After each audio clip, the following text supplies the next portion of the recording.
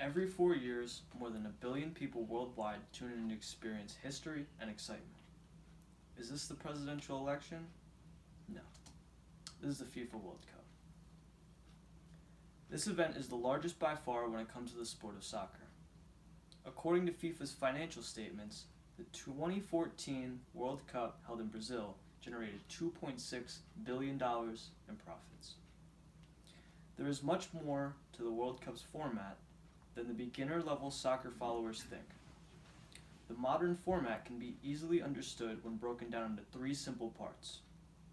Today I will share with you how a small competition turned into an iconic global coming together of the sport from every corner around the world.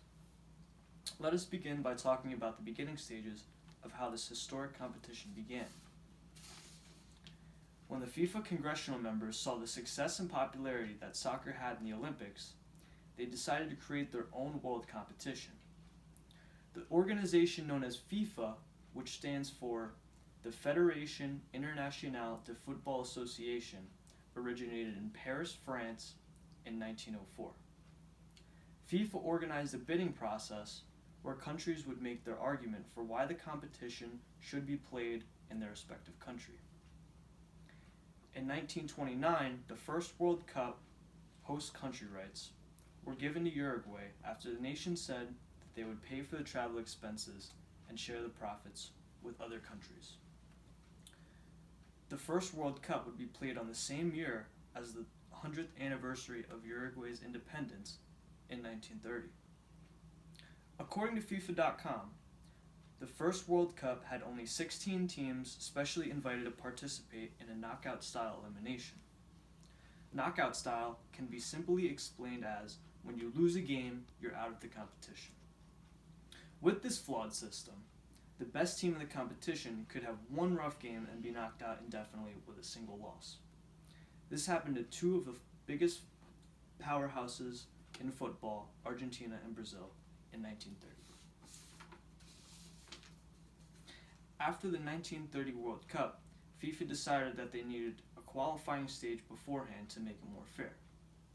With the implication of the qualifying rounds for the 1934 World Cup, the competition improved and made it more fair. The qualifying rounds work by splitting every country up into 6 continental zones, which are Africa, Asia, South America, Oceania, Europe, and lastly, North America, Central America, and the Caribbean in the final group. Each zone gets allocated a certain number of spots that gives teams a playoff berth in the knockout round. These spots together add up to 16 teams. Teams located in the same zone play against one another in a league setup with a point system. A team that gets a win would earn 3 points. A team that earns a tie would get 1 point, and a team with a loss would get 0 points. After all the qualifiers are played, the zone's amount of allocated knockout spots will be awarded to the teams with the most points. All qualifier matches are played home and away and are separate from the host country. As the competition improved even further, FIFA decided to add another stage in between the qualifier stage and the knockout stage. Instead of going straight from the qualifiers to the knockout stage, they implemented a group stage. The teams that qualify get randomly drawn from a hat and placed into groups of 4. This is a round-robin setup where each team will play each other 1 time, totaling 3 games. The point system of 3 points for a win, 1 point for a draw, and 0 points for a loss would be applied. The top 2 teams in each group would then move on to the knockout stage. The group stage made its debut with 32 teams included, but this number is set to increase to 48 teams in 2026. As time went on, the format of the World Cup had to be tweaked around. They have added 2 additional phases that make the World Cup more fun to watch and more exciting to be a part of. The next World Cup will be hosted in Russia in 2018.